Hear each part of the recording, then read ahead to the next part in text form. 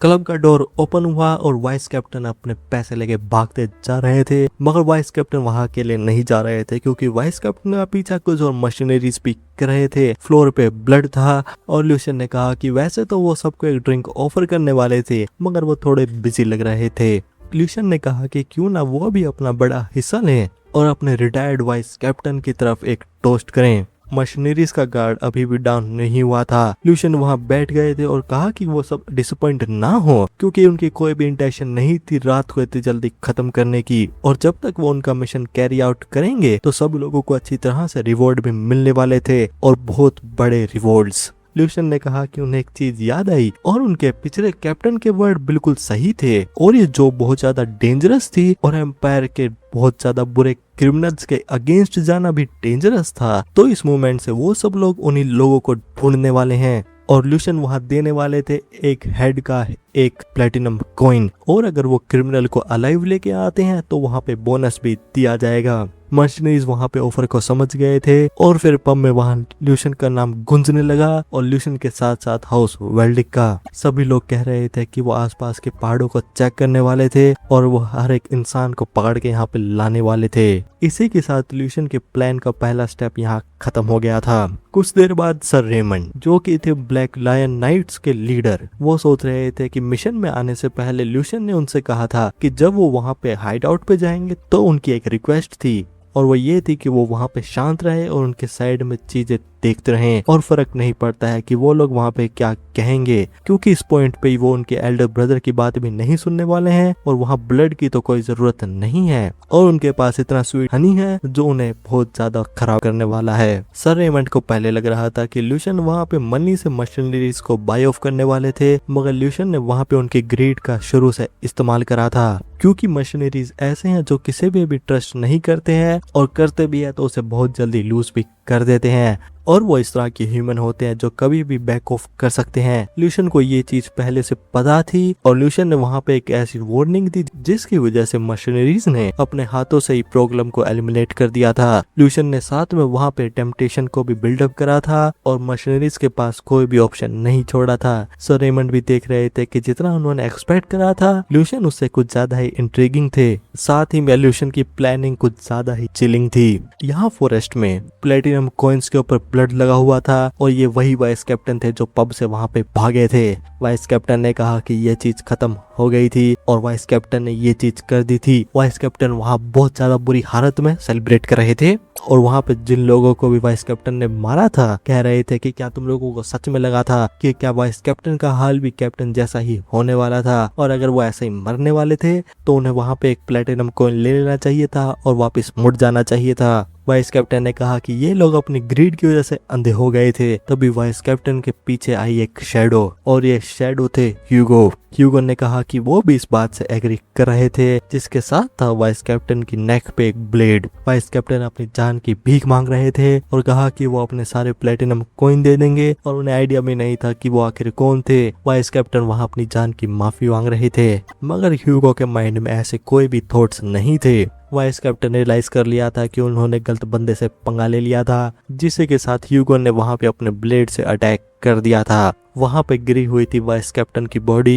ह्यूगो वहां बॉडी के आगे चलते जा रहे थे और वाइस कैप्टन के हैंड से प्लेटिनम कॉइन्स का बैग ले लिया था। प्लेटिनम कॉइन्स का बैग लेके ह्यूगो वहां फॉरेस्ट में आगे चलते जा रहे थे और कुछ समय बाद वही बैग ल्यूशियन की टेबल पे रखा हुआ था। ल्यूशियन ने कहा कि वो ह्यूगो पे एक बहुत बड़ा डेब्ट ओ कर रहे थे। अगले दिन ट्रिस्टन और ह्यूगो वहां कैसल के वॉल्स पे खड़े हुए थे। ट्रिस्टन ने कहा कि बहुत अच्छे, और अगर ल्यूशियन अपने मेरिट बनाने की वजह से काम को खराब कर देते तो ट्रिस्टन वहां पे ल्यूशियन को अकाउंटेबल रखने में बिल्कुल भी हेल्ड बैक नहीं करते, मगर अब इस चीज की कोई भी जरूरत नहीं थी और अब से मशीनरीज की कमांड थी ल्यूशियन के पास। ल्यूशियन भी अपने सामने ऐसा दिन देख रहे थे कि जिस दिन ट्रिस्टन ल्यूशियन को एक्नॉलेज कर रहे थे, और क्या ट्रिस्टन को ऐसा लगता है कि जब तक वहां पे कुछ गेन हो रहा है तो अपनी मैरिट को लूज करने से कुछ भी फर्क नहीं पड़ता है, मगर ल्यूशियन को इस बात से फर्क नहीं पड़ रहा था कि सक्सेसर का कैंडिडेट कितना स्ट्रॉन्ग है, क्योंकि एक सिंपल डिफीट वहां पे टेबल को टर्न कर सकती है। इसीलिए ये चीजें थोड़ी कम सेंस बना रही थी, क्योंकि ल्यूशियन को वहां पे करंट सिचुएशन में मशीनरीज का कंट्रोल दिया जा रहा था ल्यूशन ने ट्रिस्टन से कहा कि लास्ट नाइट की रिपोर्ट के साथ वो उनसे कुछ चीजें क्लैरिफाई करना चाहते हैं। ल्यूशन ने कहा कि प्रेडेटर और प्रे, हंटर और हंटेड, तो जो डिमोनिक बीस्ट और ह्यूमन के बीच में डायनामिक है वो सिचुएशन में बदल सकती है, और एक किलिंग साइकिल जो एक दूसरे के बीच में कभी भी ब्रेक नहीं हुई है। मगर रिपोर्ट के अकॉर्डिंग ना ही सिर्फ एम्पायर की लिबरेशन अलायंस ने डिमोनिक बीस्ट की टेरिटरी में कैंप को सेटअप करा है, मगर वो उनके साथ में को एग्जिस्ट भी कर रहे हैं। तो क्या वो श्योर थे कि क्या रिपोर्ट में कोई भी ऐसी चीज नहीं थी जो गलत थी? ट्रिस्टन ने कहा कि वो ल्यूशन की बात का मतलब समझ सकते हैं, मगर ये सब खुद ट्रिस्टन के पर्सनल एड्स ने वहां वेरीफाई करा था, और ये ऐसी सिचुएशन है वो जो कि एक्सप्लेन करी जा सकती है। और जो वहां पे कोबोल्ड्स है जो ऐसे डिमोनिक बीस्ट है जो कि स्मेल से हाईली सेंसिटिव है, तो मैजिक टूल्स का इस्तेमाल करके उनके अटैक्स को अवॉइड करा जा सकता है और मेजर इंजरी को भी अवॉइड करा जा सकता है। तो रेबल्स ने यही चीज करी होगी। और साथ ही में ये बात रेयर है कि वहाँ पे अलग अलग डिमोनिक बीस्ट की स्पीशीज एक साथ मास मॉन्स्टर माइग्रेशन कर रही हैं। तो जब वो ये कंसिडर करें कि ऑर्क्स और गोब्लिन साथ में ट्रेवल कर रहे हैं, तो ये चीज इम्पॉसिबल तो नहीं लग रही है।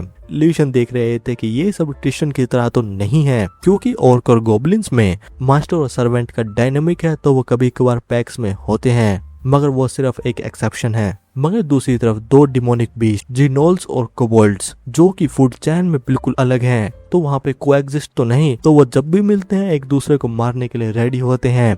ल्यूशन ने कहा कि वो डिमोनिक बीस्ट को एक ह्यूमन चाइल्ड के साथ नहीं रख सकते हैं। तो इस केस में ल्यूशन के पास यहाँ एक और पॉसिबिलिटी है, और वो ये है कि इस रेबेलिएशन में मेजिस इन्वॉल्व हो चुके हैं। मैजिक एक ऐसी फॉरबिडन स्टडी जो कि नेचुरल ऑर्डर को डिसोबे करती है, और ऐसे बहुत कम लोग हैं जो कि स्पिरिचुअल सेंसिटिविटी के साथ बोर्न होते हैं और नेचुरल एनर्जी को सेंस करने की एबिलिटी रखते हैं। मगर एक में जो कि एक सर्टेन स्टेज पे पहुंच चुका है, वो इतना बड़ा डिजास्टर होता है कि एक कैसल को वहां पे वाइप आउट कर सके। और 3 सेंचुरीज पहले मेजिस ने एक रेबेलिएशन शुरू करी थी जिसने एम्पायर को वहां पे ऑलमोस्ट खत्म कर दिया था, और उन्हें बस किसी तरह ही वहां सप्रेस करा गया था। तो इस दिन से एम्पायर के अंदर मेजिस को रिंग लीडर के लेवल का रखा गया है। तो दूसरे वर्ड में कहा जाए कि अगर किसी मैटर में मेजिस इन्वॉल्व है, तो एम्पायर वहां सब कुछ इस्तेमाल करने वाला है, भले ही एम्पायर को उस लैंड में सब कुछ इरेज करना हो। ट्रिस्टन ने ल्यूशन से कहा कि अपने वर्ड्स को अच्छी तरह से चूज करें, क्योंकि अगर वो बिना सोचे समझे कुछ भी स्पेकुलेशन कहेंगे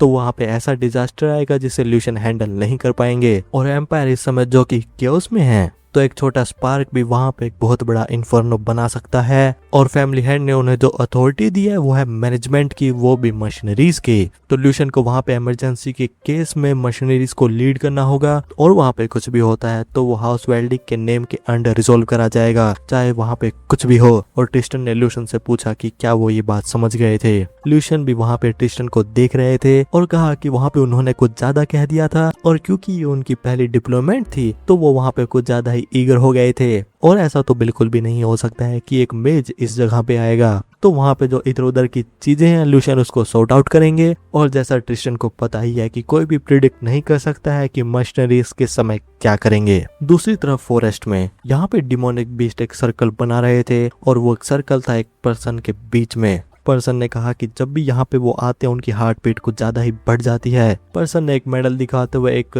कोड वर्ड बोला और बताया कि वो स्क्वाड 2 के लीडर है कैरन। धुंध के बीच में यहाँ एक शैडो थी, जहाँ से एक पर्सन आया और पूछा कि स्क्वाड लीडर कैरन को यहाँ के रात के अंधेरे में कौन लेके आया है, और उनके सामने जो कोज है और उनका मकसद जो है उनके बिल्कुल सामने है। तो यही वो समय है जहाँ पे उन्हें केयरफुल होना चाहिए। कैरन ने बताया कि वो इसी कारण की वजह से यहाँ पे आए हैं, और उनका जो मकसद है प्लान के अकॉर्डिंग नहीं चल रहा है। पर्सन ने वहाँ पे बात का मतलब पूछा और डिटेल में समझाने के लिए कहा। कैरन ने बताया कि हाउस वेल्डिंग ने ल्यूशन को वहाँ पे अभी अभी अपॉइंट करा है, और क्योंकि ल्यूशन ने वहाँ मशीनरीज को सैबोटाज कर दिया है तो सिक्योरिटी और ज्यादा टाइट हो चुकी है, जिसकी वजह से वहाँ पे इंटेलिजेंस को गैदर करना और ज्यादा डिफिकल्ट हो गया है। और कैरन ने सुना था कि स्क्वाड 4 वहाँ पे वाइप आउट हो चुकी है, और ये सब ल्यूशन की वजह से हुआ है। तो ल्यूशन को एक बच्चा समझ के अंडर एस्टिमेट नहीं करना चाहिए। कैरन ने कहा कि उन्हें लग रहा है कि उनके प्लान में चेंज करने चाहिए और ज्यादा क्वेश्चन को ऐड करना चाहिए। और क्या वो श्योर थे कि वो उस इंसान के साथ हैंड्स को ज्वाइन करें। और भले ही वो सिर्फ वहाँ पे लो लेवल डिमोनिक बीस्ट हो, मगर मैजिक का इस्तेमाल करके उन्हें